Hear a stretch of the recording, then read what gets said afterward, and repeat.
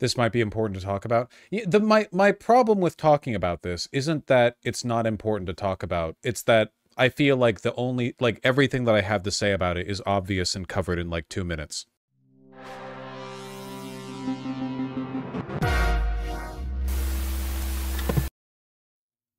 They are about to execute, and I mean about to, like in an hour, basically. Marcellus Williams, or Marcellus Williams, I haven't heard the name spoken out loud. It could be either. My pronunciation of the name is irrelevant to the broader moral injustice here.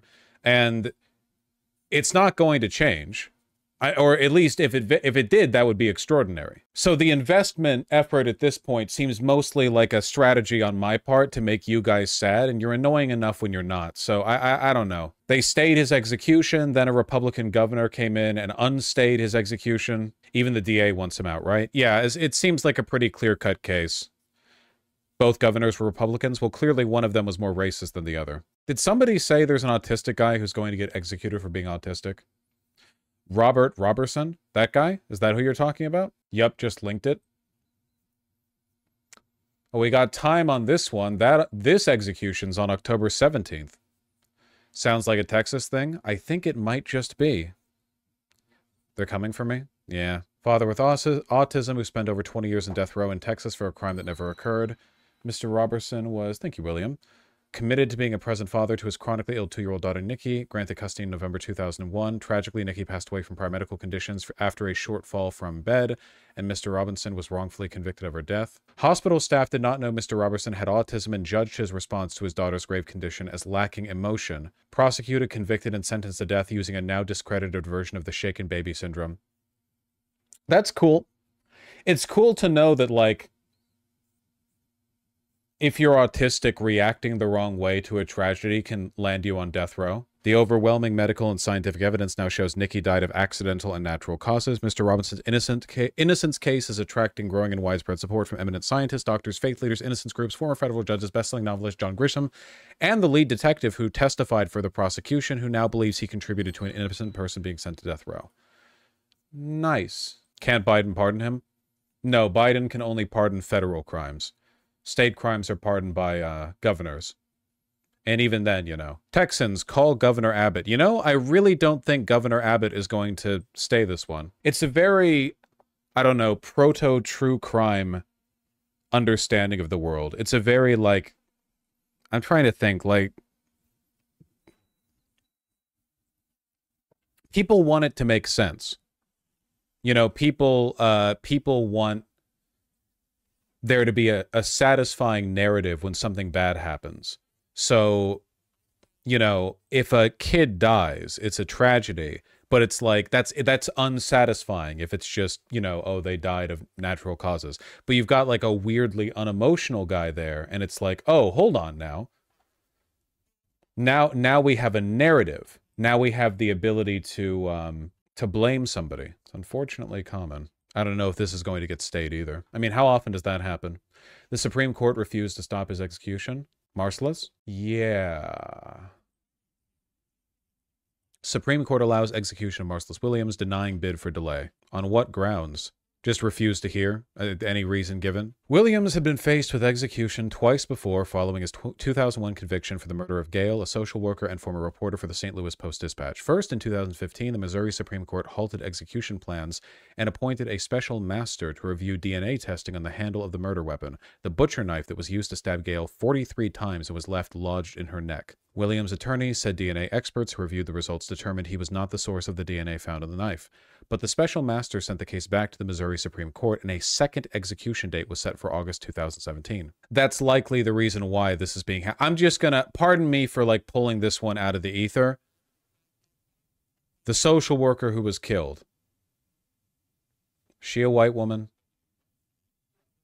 I mean, we know she's a woman. She white? I don't know. Yep. Okay, yeah. That's why. That's the reason why. You gotta understand that, like, it's Missouri. There are a lot of people here who would riot if they, because to them, this is like a savage black man murdering a white woman. Think of how Donald Trump to this day defends taking out the ad calling for the execution of the Central Park Five. The exonerated five. You know? Like, people are racists are often like shamelessly out of line with reality when it comes to like their preferred lynching targets. And this is essentially a lynching, you know? It's one that's being orchestrated through the the apparatus of the state, which I guess definitionally means it's not a lynching, but emotionally the spirit behind it is lynching-esque. Hours before Williams was set to be executed, then Governor Eric Gretchens called it off and appointed a panel of 5 retired judges to investigate the DNA evidence. The board, however, was dissolved by Parson in June 2023 and never issued its final report. Faced with DNA evidence and new information in Williams' case, the St. Louis, that's the current governor of Missouri. So, just disbanded without cause, it seems. Faced with DNA evidence and other new information in Williams' case, St. Louis County Prosecuting Attorney Wesley Bell sought to toss out the conviction on numerous grounds, including the results of the DNA testing and constitutional violations during the jury selection process. We saw this. They removed a juror because they were a black man with glasses. And they were like, oh, a black man with glasses? So he'd be biased in favor of Marcellus Williams, who is a black guy with glasses, which is, of course, a racist reason to remove a juror. But the night before an evidentiary hearing was set to take place, Bell's office received new test results indicating DNA on the knife handle was consistent with that of a prosecutor who worked on Williams' case and a former investigator with the St. Louis County Prosecuting Attorney's Office. Ooh, what a twist. Williams' attorneys said in a filing that the DNA results confirmed they handled the knife without gloves, contaminating the evidence. Just me when I'm in a being a retard competition and a Missouri cop walks in, the murder weapon. Let me just like lick my hand, palm, and then grab the handle. Jesus, slur. Yeah, I suppose. Every unsolved mystery, true crime shit is exactly the same. Unironically, like, I think that listening to true crime is brain rot, but if you listen to it, or like the cliff notes of it, basically, so much true crime, unsolved mystery stuff boils down to the cops were incredibly incompetent. Literally, like over and over and over and over again. It's like often framed as propaganda, but if you actually listen to what's being said, the reason things weren't resolved was the cop like wouldn't listen to a woman or wouldn't listen to a black man, or they like hung up their hat at 3 p.m. because they were done for the day and they didn't care, or they never tested a rape kit, or what, like rarely will true crime podcasts actually frame it in that language. They'll just take the incompetence of the police officers at face value and just assume there was nothing else that could have been done. But yeah, it's been known to happen. With the DNA evidence spoiled, Williams and Bell, the prosecuting attorney, reached an agreement under which Williams would enter a no-contest plea to murder in the first degree with a sentence of life without the possibility of parole. Gale's family indicated they did not support executing Williams, according to court filings, and in August, a judge signed off on the agreement. But Attorney General Andrew Bailey, a Republican, objected to the plea. The state Supreme Court went on to block the plan and ordered an evidentiary hearing on Williams' claims of innocence. In case anyone's like, executing prisoners is so much more efficient than holding them for life, how many millions of dollars do you think Missouri has spent on the constant deliberation over this guy's innocence? They've been at this for like 20 years. During the proceeding last month, a trial attorney who tried the 2001 case said that he removed one black prospective juror because he looked like Williams. When asked whether he struck the juror because of his race, the prosecutor, Keith Larner, said, "No, absolutely not," according to court records. Larner said that he believed the jury, composed of 11 white people and one black person, in Missouri, was fair. The prosecutor also acknowledged that he handled the murder weapon without gloves at least 5 times during witness preparation sessions before the trial. Yeah, I need to prep the witnesses before the trial. Can you hand me the actual murder weapon? Yeah, so the murderer would have looked like this. He's like right in front of them, like that's what he would have looked like. Do you think that's kind of what he looked like? Does this look familiar to you? This motion? He wouldn't have worn a glove, so I won't wear a glove either. That's commitment to the bit. At the end of the hearing, the St. Louis prosecuting attorney's office told the court that it conceded the, quote, constitutional error of mishandling evidence, end quote, in Williams' trial, and said clear and convincing evidence of numerous constitutional errors in his prosecution were presented. Still, on September 12th, the judge declined to toss out Williams' conviction and sentence. The Missouri Supreme Court then denied relief. In urging the Supreme Court to intervene, Williams' lawyers had asked the justices to wait until they have decided another death penalty case involving an Oklahoma inmate, which they said raised the same issues. The High Court is poised to hear arguments on October 9th in Richard Glossip's effort to toss out his conviction due to concerns about the fairness of the trial. Quote, the ever-present undercurrent of residual doubt as to Mr. Williams' innocence plagues this case, even as his execution looms, end quote, his attorneys wrote in a filing with the High Court. Mr. Williams' conviction and death sentence were secured through a trial riddled with constitutional errors, racism, and bad faith, much of which only came to light recently. They called his conviction a grave miscarriage of justice and said executing him would be an unthinkable, irreversible tragedy. Travesty. Can I say really quick, a rarity? This CBS News article is the most not written by AI article that I've seen from a major news publication recently. This is actually a very good delivery of the information without like puffery or unnecessary filler.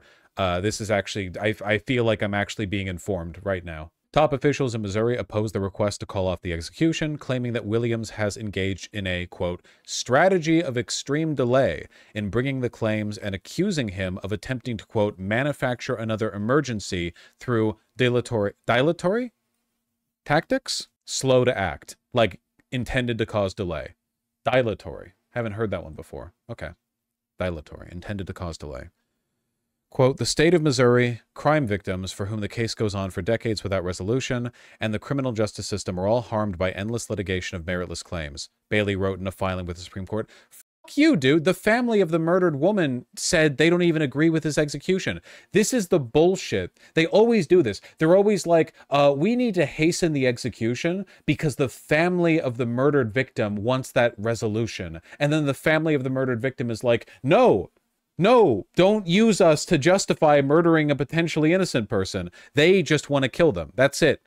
Because the DA and the governor and all of these rich racist f***s in Missouri are probably connected to or are themselves the kinds of person who want to see a black man effectively lynched for murdering a white woman, allegedly murdering a white woman, and they don't want to like push back against the cultural trend. They don't want to be part of a system that can stop a lynching from happening. Yes, Intelligent Donkey, the Sean video on the death penalty is still probably the best one on YouTube.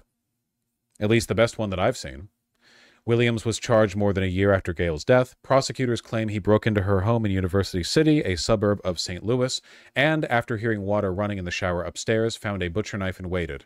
After Gale came down the stairs, Williams attacked and stabbed her 43 times, then left with her purse and husband's laptop, law enforcement officials claimed. Prosecutors said Williams also took a jacket that he used to conceal the blood on his shirt. His girlfriend later noticed that he was wearing a jacket despite the summer weather, and after he removed it, saw that Williams' shirt was bloody, according to court filings. The girlfriend also testified that she saw the laptop in the car and the purse in its trunk and claimed Williams confessed to killing Gale, according to court records. Roughly 10 months after Gale's death, and after her family offered reward money, a man named Henry Cole, who was a cellmate with Williams when he was in jail on unrelated charges, claimed he confessed to murdering Gale, the prosecutors said. Wait, is that the end of the article? That's an odd place to end the article. I feel like that cut off there. I was interested in reading more. So it seems like the only evidence against him that's substantial is the testimony of his girlfriend? Certainly, like, the idea that that's enough to warrant the death penalty. I mean, nothing is, but, the one time you read anything. Yeah, the one time I read something, I get punished for it. I didn't get a satisfying conclusion. God, honestly, reading. Isn't DNA evidence also a lot less reliable than people think? Yeah.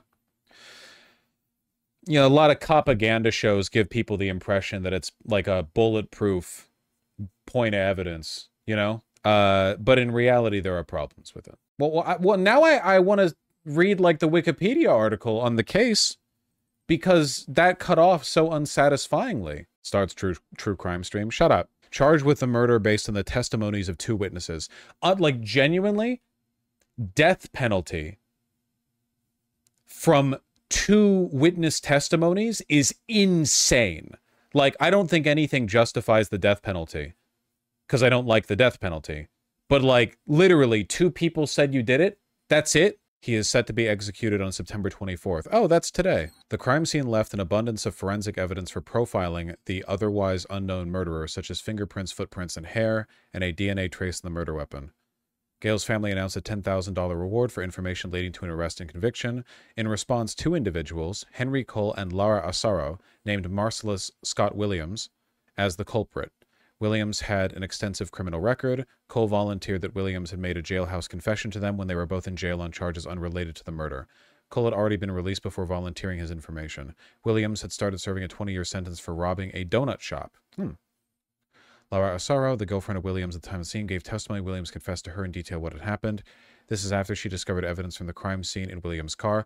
Unlike Cole's deposition, which was compatible with news reports, she is said to have provided details that had not been mentioned in the public accounts of the crime, a point contested by the Innocence Project. Oh, hold on.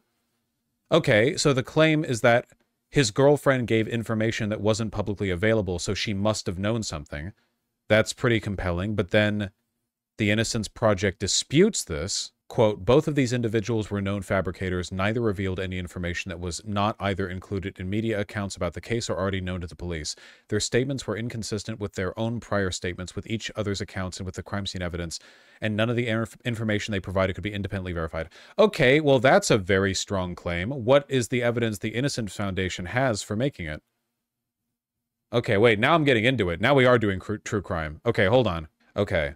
None of the forensic evidence matched Mr. Williams. I think that's true. I think we know that. Right?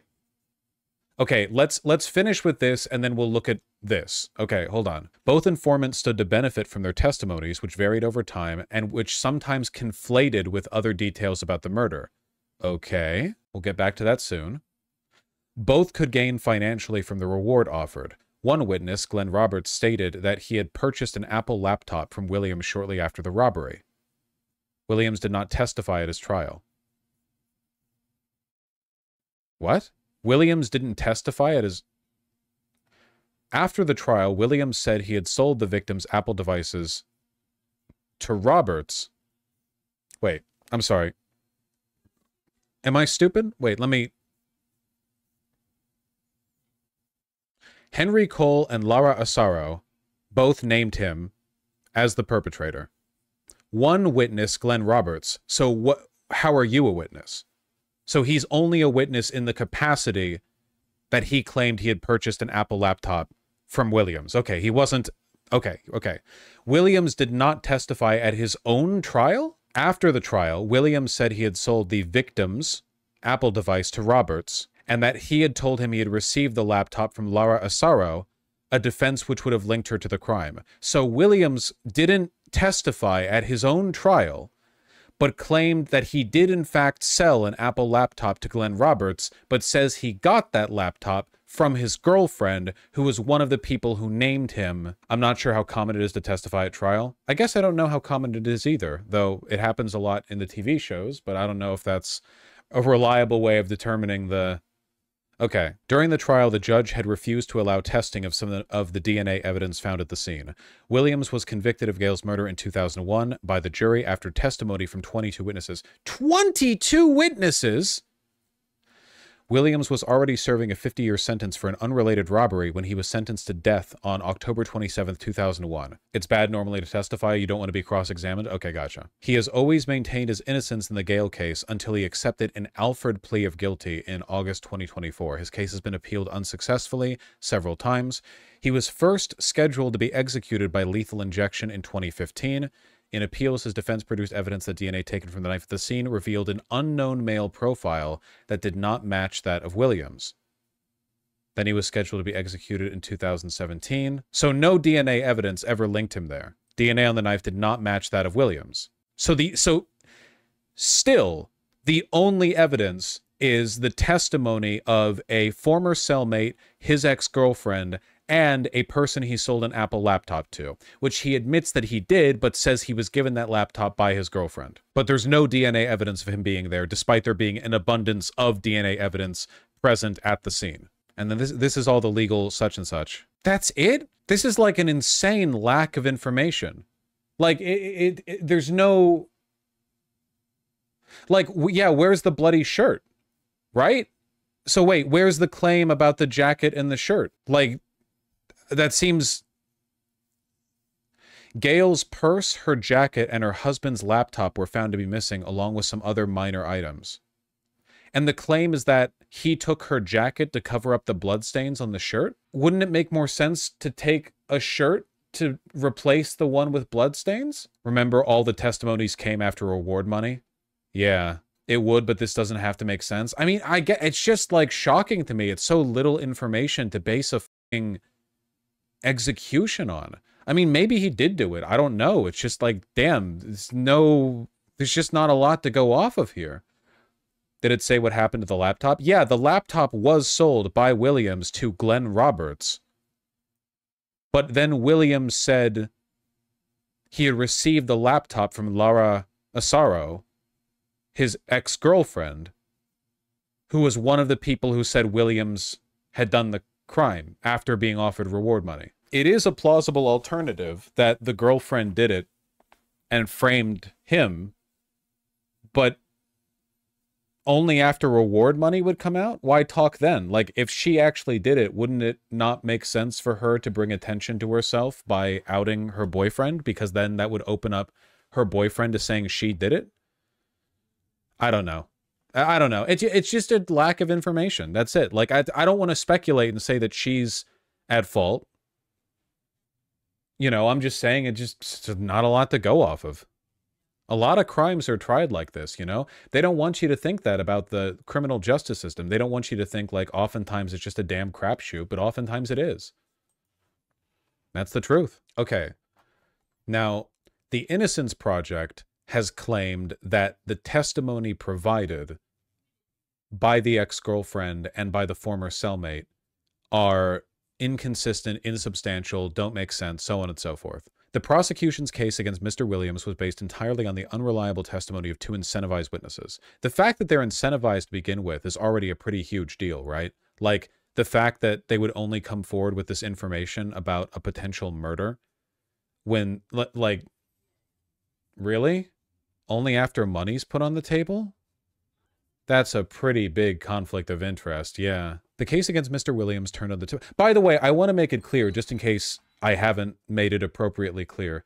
I'm not saying that Williams is innocent. I don't know. That's the only thing I'm saying. That's literally it. I'm only casting doubt upon what I think should be like a level of assurity that you have before condemning a man to death. You know? Like that's the only, I mean, I'm anti-death penalty in general, but still, it's just like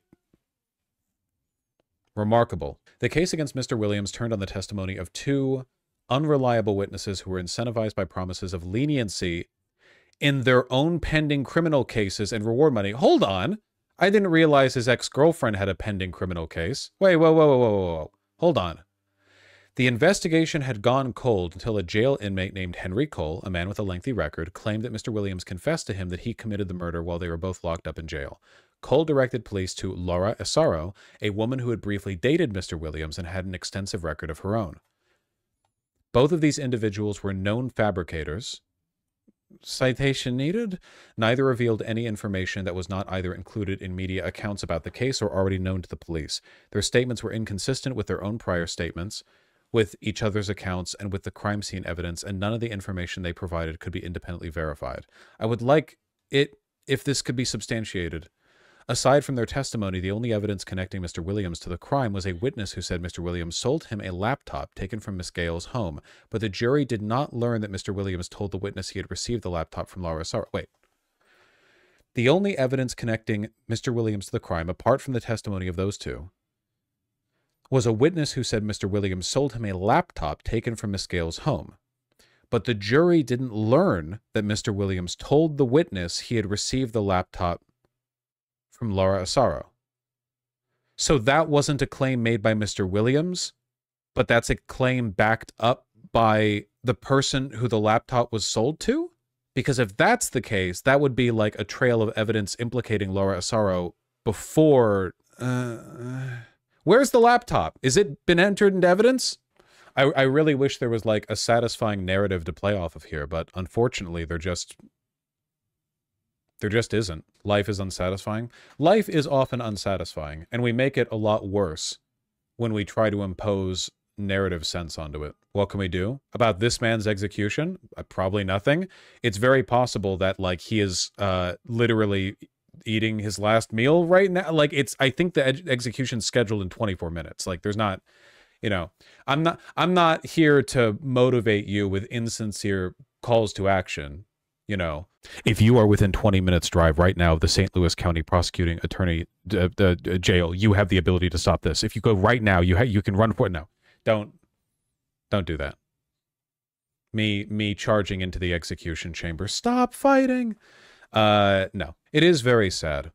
I think it's important to remember in light of this that violent crime is down. Like, random injustice is down in the United States right now. We get really fearful about stuff like this, but I think it's important to remember. I talked about this before, and chat was weirdly resistant to it. Like, they didn't like this idea that everyone was randomly raping and murdering everyone else back in the medieval period. But, like, it's true. It's really, really incredibly true. Like, there are so many historical accounts from the 100 Years' War where whenever the English or the French would retake territory or, like, any of that crap, just, like, non-stop, like constantly, you know? Isn't it even mentioned in that one video from the guy who likes to say stuff like space technology, doo-doo-dum-boom, and all the like early 2000s computer blip bloop Windows XP stuff? He did the history of the Earth and the history of Japan and stuff like that. In the history of Japan video, didn't he literally say that after the shogunate united all of feudal Japan, the birth rate, yeah, Bill Wirtz, the population of Japan skyrocketed because people stopped fighting with each other and started having babies, you know?